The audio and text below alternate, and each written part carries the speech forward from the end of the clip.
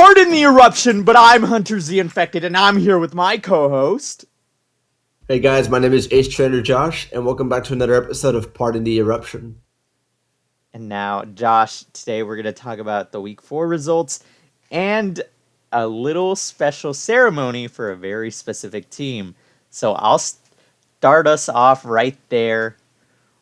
What to say about the fact that old heads are dead? Yes, sir. The first team to be eliminated from playoffs, I have a few words I want to say in their honor. First, I want to talk about TCMTL, a guy they traded for at mids, completely butchered his ORAS season.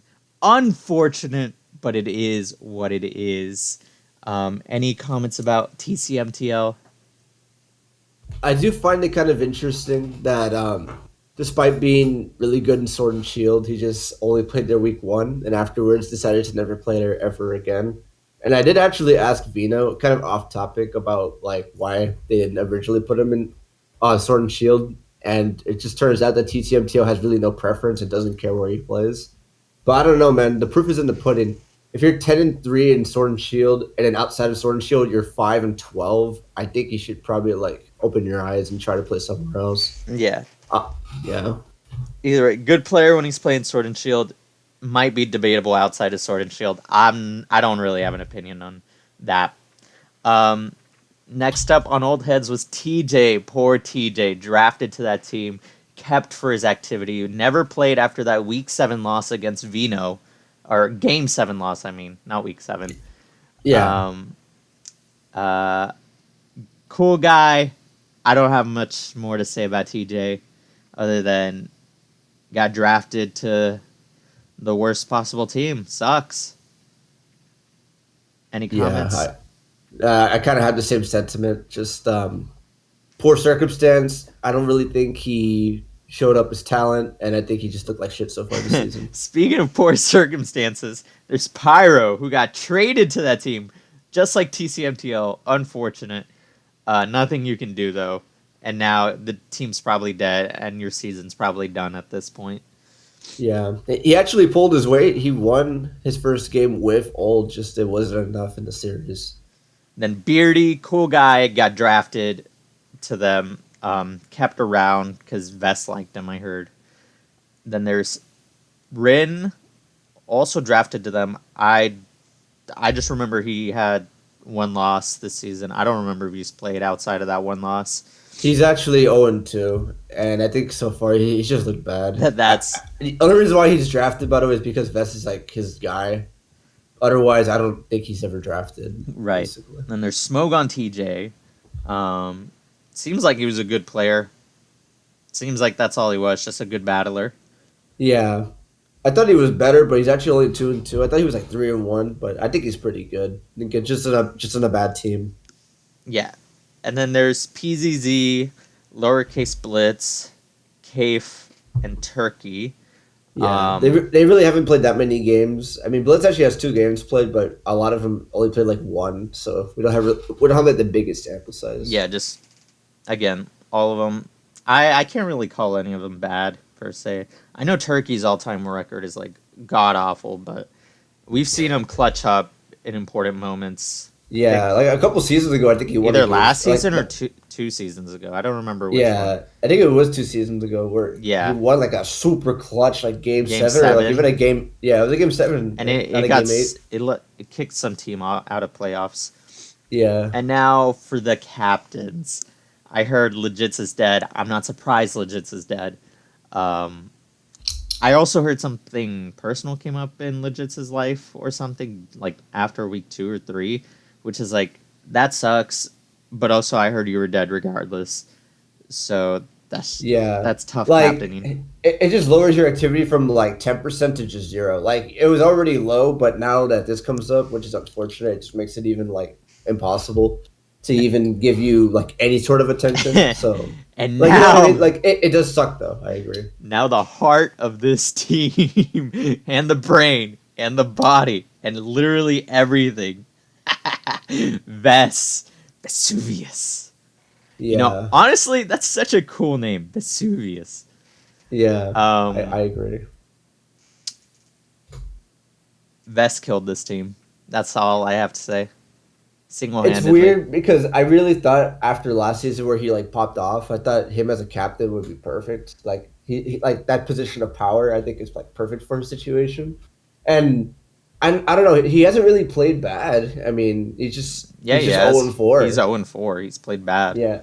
Yeah, like his games have been not that bad though. I think maybe he's had like maybe like Look, one bad game of the and the 4. reason I'm putting this on Ves is because he was the main in charge because Legits wasn't around.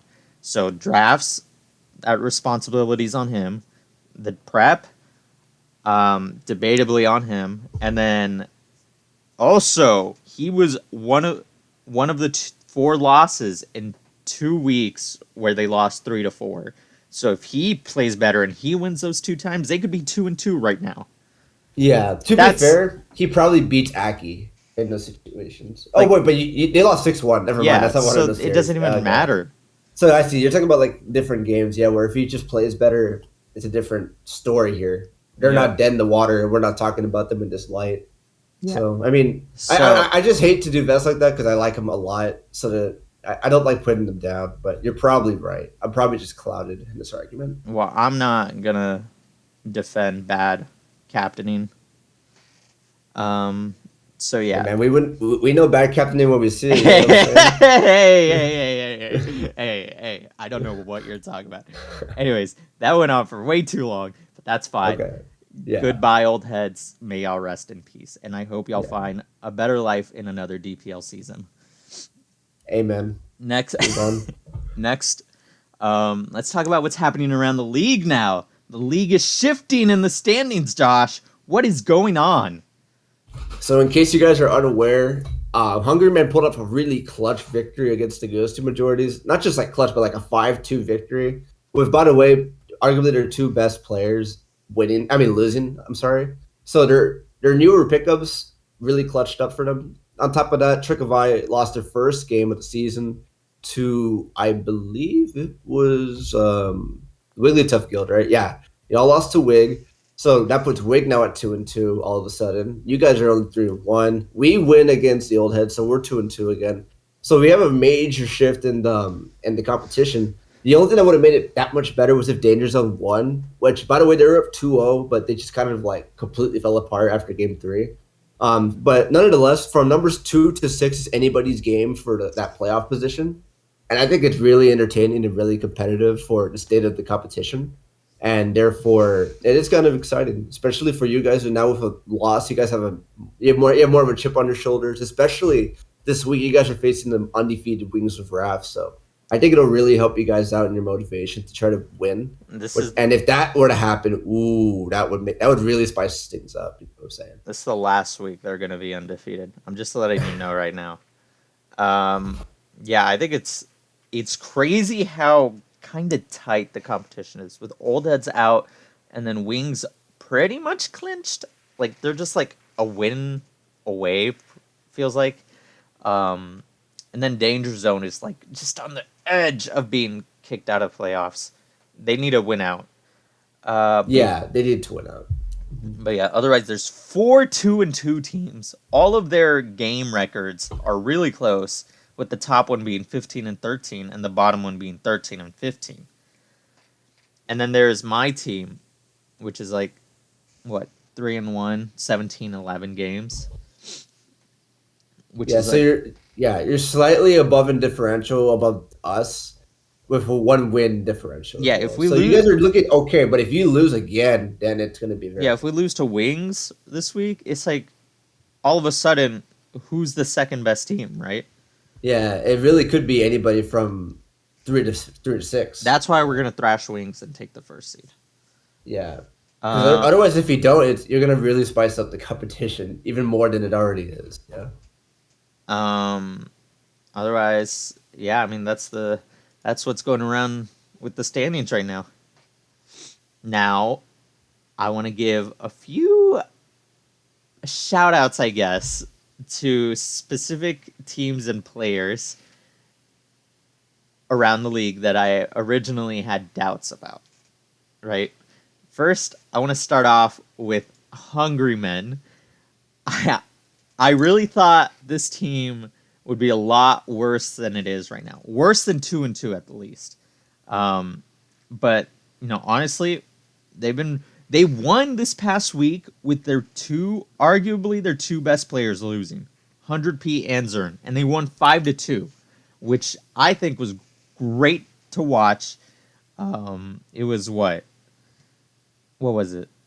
Three. It was, what am I saying? 5-2, pretty dominant like week win. Um, but speaking of, I also want to give credit to Bird. You know, I still have some lingering doubts, but I can't say, he's hacked every win or anything like that. I think he's gotten all his wins fairly. I didn't expect him to be 3-0. I don't think many people did. But you know what? He's doing well for himself. So I got to give credit where credit's due. Same for TDG. Did not expect TDG to be 4-0 at this point. Big credit to your teammate over there. Um, we'll see how he keeps doing. Seems like he's doing well for himself. So nothing to say there. Do you have anyone? Yeah. Also, I do want to confirm. Yeah, TDG works his ass off. I can confirm. So it's not like these are accidents. He really does put in the effort. So much credit towards deserved. And I do want to shout out two people. First one, I'm going to give it to Beardy. To be honest, the only bright spot in Old Head's season has been Beardy. Realistically, he should be 3-0, but he kind of trolled around Shark and paid the price. So otherwise, he would be 3-0. He didn't even start week one, by the way, but he's been looking really good every game. Last week, he beat Zing like pretty favorably against us. And I mean, I'm just really impressed with how he's played this, despite obviously where he resides. And then another shout is going to be the Specs King. He had that controversy surrounding him because he was part of that whole ghosting controversy. And he comes back from mids and he wins his first game with Danger Zone in Aura as a good Sablo. Nothing like incredibly impressive, obviously, but I think obviously coming back from that and having a really good showing, it was a really good game, really good prep, and just really well done. I just have to give my accreditation and my shout outs to Specs King. He used to be my captain, so I got a lot of respect for the guy. So I'm really happy that he was able to pull out this win. And real quick, I wanted to say I was going to give credit to Undead, but after that loss that he choked, nah, not getting any credit. Same for Danger Zone.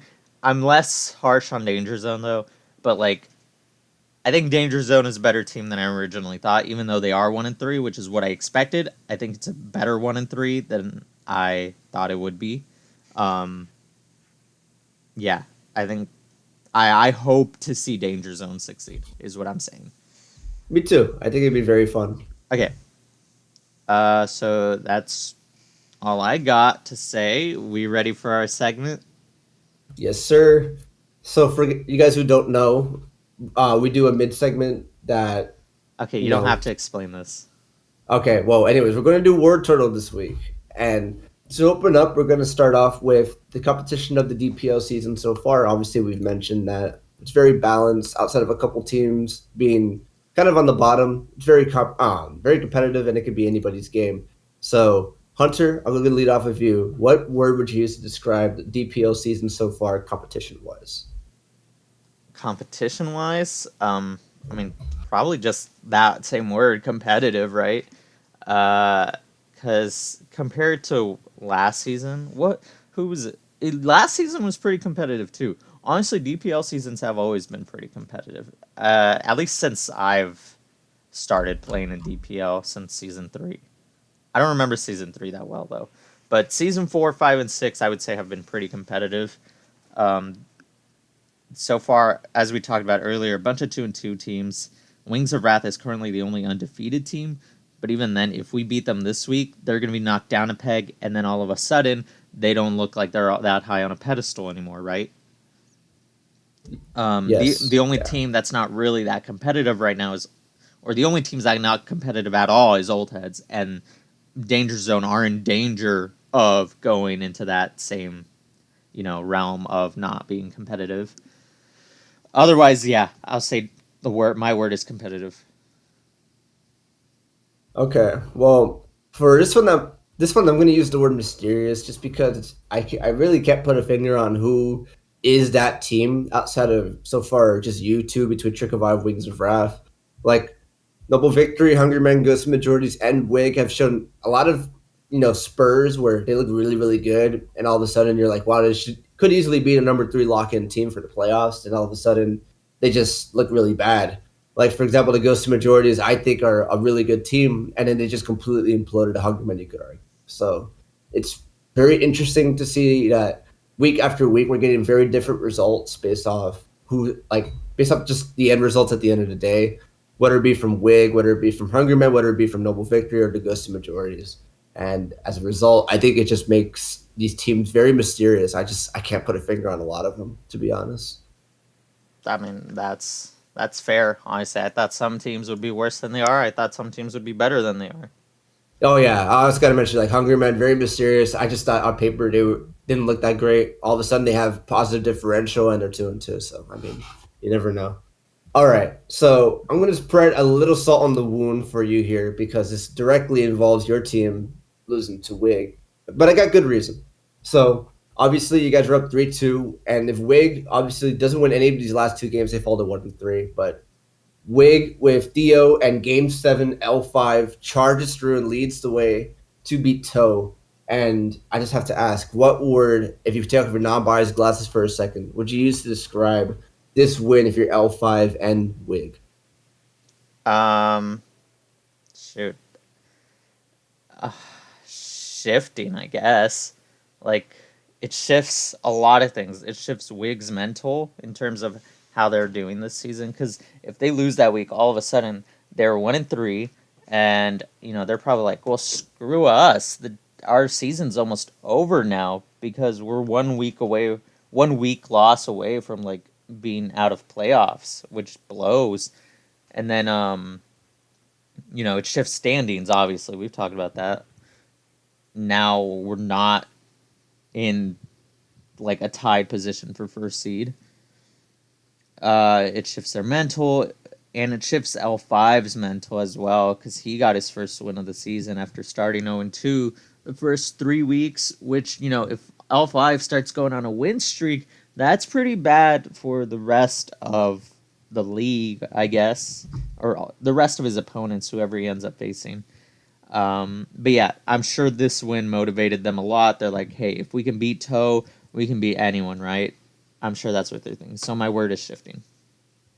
I'm going to use the word triumphant for this one, simply put. For L5 and the team being down 3-2 to who at the time was an undefeated team, and obviously I don't care what you say, but the season's on the line. If you lose, I arguably say that your season's over, and they really just pull it off. And L5, when he's really good, looks like the best player honestly on the field. And for him to come out and just get a very clutch victory for his team, for the team to win, it's a very triumphant situation. And I do want to mention, it is. We obviously mentioned that these teams aren't too bad, but Old Heads and Danger Zone are two of their last three opponents for the week. I mean, for the season. I'm sorry. So they can very easily finish at least 4-3. So with that win, all of a sudden they're looking really, really good to at least just squeeze into a playoff spot because that's really all that matters. Like standings is very irrelevant in my opinion when it comes to DPL. You just want to make the playoffs and that's it. Yeah. So I really do like the position the Wigglytuff's guild is put into with that victory. And that's why I think triumphant is just a very nice word to put it because, like you said, L5, I'm sure mentally was definitely not in it. In fact, week 3, he didn't even play. He put in his co-captain money guy because he just probably wasn't feeling the game at that moment in time. But after a good week break from Mids, he comes back, wins game 7, which, by the way, was a clutch game 7. I think it's very, very good for the team, and it's just a very triumphant situation. And real quick, unless Danger Zone ends up winning out until week 7, there's a good chance they'll already be out of playoffs by the time they face Wig. So facing two teams that are outside of playoffs in your final stretch of the season, that's pretty lucky, I would say. Yeah, I would argue that that's good. I don't, I mean, I'm not going to say that the other teams won't try, but I've seen in the past where cause that happened to me. I believe it was two Yeah, seasons they ago just can't get where complacent. It was 2 seasons ago. Yeah, John W's team benched himself. He benched Vez. He benched some other guy, and they put in like their bottom tier players like for the last. So it can happen again. We'll see. Um, but anyways, moving on to our last portion of word turtle. And speaking of danger zone, what word, simply put, would you use to describe danger zone you as a spectator for the rest of the season and their potential for making the playoffs? Slim. I would say slim. Their potential to make playoffs? Is that what I'm describing?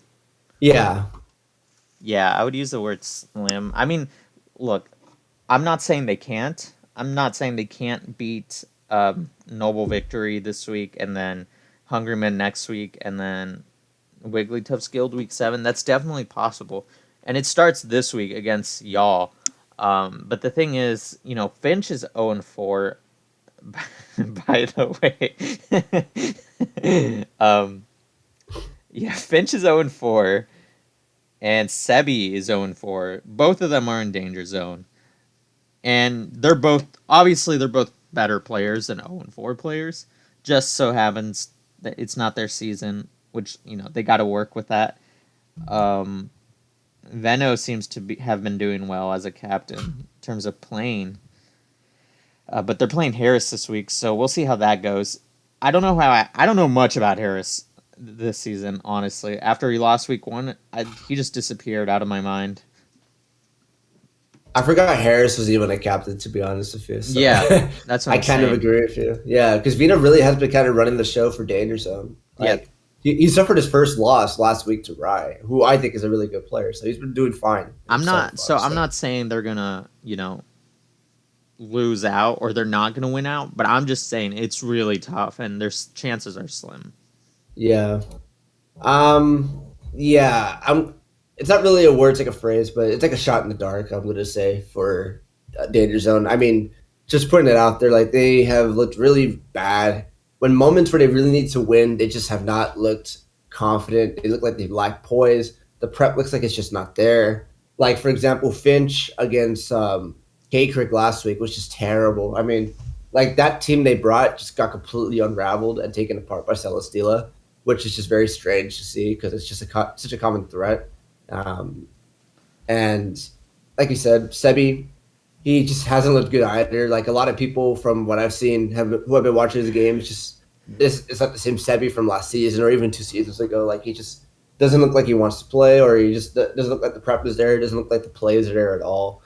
And but nonetheless, it doesn't make it impossible. Like if you shoot 1,000 bullets in the dark, even with no sight, even with no sight of the target, one of them will hit because that's just the law of probability. Like it's not impossible. We play a game of Pokemon where anything can happen, but I just I think their season's over personally. I think next week, personally, we're going to be Yes. announcing their Their funeral their service. rest in peace, their funeral service. I would love to be proven wrong because I like Vina, honestly, and I love Harris. It sucks that he has been so MIA from the season, but yeah, those are Okay. my thoughts. All right. Well, that's all for Word Turtle. Now we're going to move on to the lightning round. Let's hope this is actually a lightning round this time around, Josh. Speaking of lightning round and being fast, Jimmy G plays his first full game of Pokemon, and it was against you, Hunter Z Infected, and he kind of got throttled. What are your thoughts about that? He played, like you said, he played his first full game of Pokemon. Yeah, I think he misplayed in the game, like by sacking Dragonite and like facing an opponent that's not going to lose to Timer. Um, he should have clicked X from the start. I'm sorry. Nah, Jimmy G's cool. But yeah, I do think he DM'd me himself, and I agree. I think that was like his worst played game in an 8-mon draft. Like like I can't defend it. And I just took advantage and I took the win. That's all. That's all there is to it. Um, but I want to talk about your team, Josh. What what is going on? Why do y'all have two 4-0 players, one 3-1, and your team is 2-2 in total? Yeah, so if you guys don't know the math, that's four.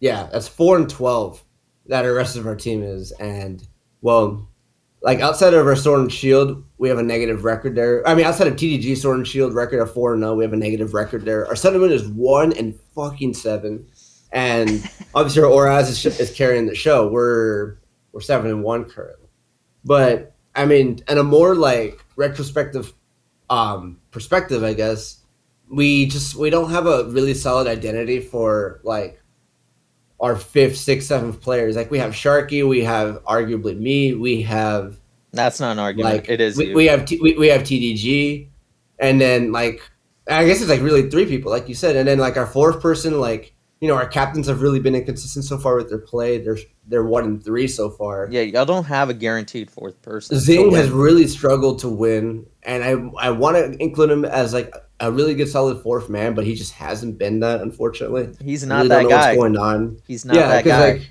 he's putting in the work every time. Like when it comes to his prep, he's getting a lot of support. It's just I don't know, he's just not winning, and it's really weird. And then after that, like Troy hasn't looked amazing. Economical is still brand new. Killuminati, like he like to his own respect, he's a 5K, and we can't expect the world on him, even though he did win his first week debut and then lost immediately after.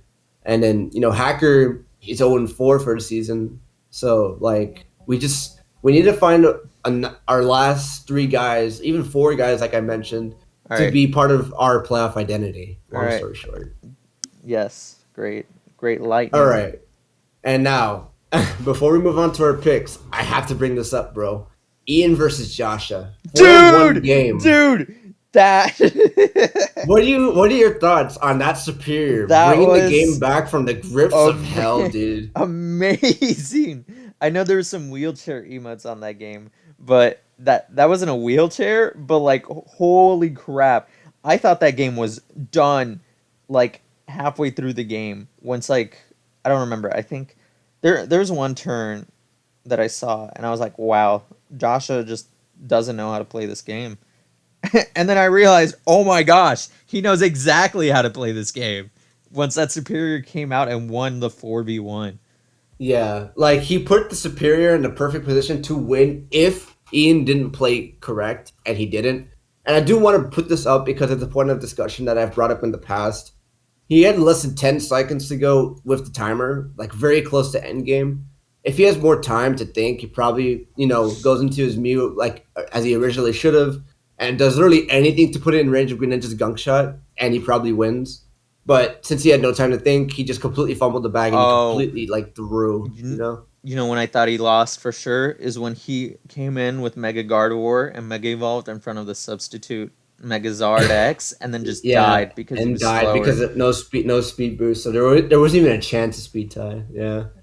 But yeah, it was just really crazy. Like that's two times in a row now this season where like Superior has just completely forced the opposing opponent to just completely shit their pants and like implode on themselves, which is weird that it's happened twice. It's like what's new with Superior just forcing these issues on people. And then I just yeah Ian choked that so bad because he went Greninja again and again when he should have gone Mew. yeah. I Like I don't. don't know what the muse set was, but Yeah, literally anything. Just hit him with anything you have and yep. hope Gunk Shot does it. Like I We. don't know. I guess that's Yeah. the thing. We didn't know what the Mew set was. It could have been something stupid like some kind of Sharky Mew or something. Yeah, I mean, he did say he choked, so it must have had something. I Yeah. just don't know what, and we'll probably never know, but that's fine. All right, and now time for our week 5 predictions, Josh. Let's start. Let's go through them pretty quickly. I'll start with Hungry Men versus Old Heads. I have Hungry Men winning 7-0. Once your team is out, I have no reason to believe in that team. So I'm gonna have everyone on Hungry Men winning. Damn, bro. I think Old Head will still give some fire of a shot, but I do have Hungry Man winning 4-3. I have a closer series than you think it'll be. I think Pyro will still win. I think Beardy will still win, especially since I think he's facing a weaker opponent this week. Pyro especially facing a weaker opponent. And I do think TC will maybe win against Joshua. I think Joshua kind of just had like a really fluke game, but we'll see. But yeah, 4-3 Hungry Man. That's fair. I don't have belief that Hungry Men will drop a game.